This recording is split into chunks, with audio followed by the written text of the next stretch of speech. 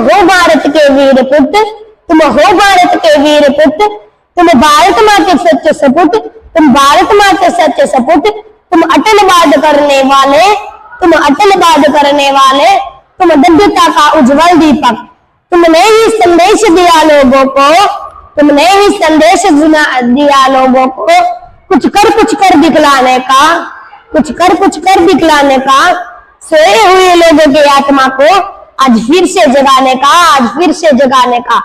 जब गए शिकागो तुम स्वामी, जब गए शिकागो तुम स्वामी, और भगवे का संदेश सुनाया, फिर पूरे भारत में था मिलकर भारत को विश्व गुरु बनाया, भारत को विश्व गुरु बनाया।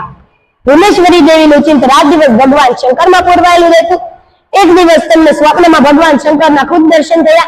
મનોહર બાળ સ્વરૂપ ધારણ કરીને ભગવાન શંકર તેમની ગોદમાં બિરાજ્યા। સંવત 1919 પોષ વદ 7 ને 1863 12 જાન્યુઆરીના રોજ આ એક મહાપુરુષનો જન્મ થયો। તેનું નામ વીરેશ્વર રાખવામાં આવ્યું। ધીરે ધીરે આગળ વધતા તેનું નામ નરેન્દ્ર રાખવામાં આવ્યું। નરેન્દ્ર ખૂબ જ હઠીલા હતા। તે ઉચ્ચચેતમાં આવી જતા ત્યારે રોકવા મુશ્કેલ બની જતા। ત્યારે ભુવનેશ્વરી દેવી રામબાણ ઉપર વિચારતા અને તેના ઉપર ઠંડુ પાણી રેડતા અને કાનમાં શિવનું નામ બોલતા।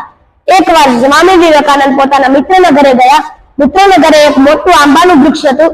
ત્યાં આંબાના વૃક્ષમાં લટકતા હતા ત્યારે મિત્રના દાદાને ખબર પડી કે આ પડી જશે તો ત્યારે મિત્રના દાદા બોલ્યા ત્યારે નરેન ઉપર ન ચડીશ, રાક્ષસ ડોક મરેડી નાખશે।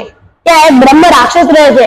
ત્યારે નરેન્દ્ર પાછો ચડવા લાગ્યો ત્યારે મિત્ર બોલ્યો, અરે નરેન, રાક્ષસ ડોક મરડી નાખશે, તું ઉપર ન ચડીશ। ત્યારે નરેન બોલ્યો, અરે ત્યાં રાક્ષસ હોત તો મારી ડોક કારોની મરડાઈ ગઈ હોત।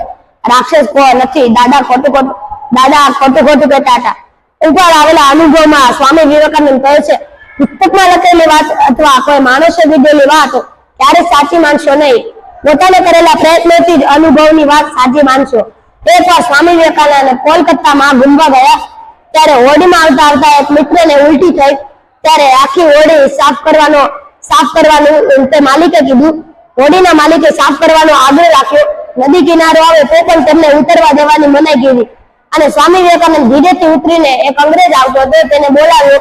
પોતાની ભાંગલી તૂટલી અંગ્રેજીમાં તે અંગ્રેજને બધી જ સાચી વાતો કહી દીધી। ત્યારે અંગ્રેજે તે હોડીવાળાને ધમકાવ્યો અને તેને ઠપકો આપતા કહ્યું કે આ બધાને જવા દો।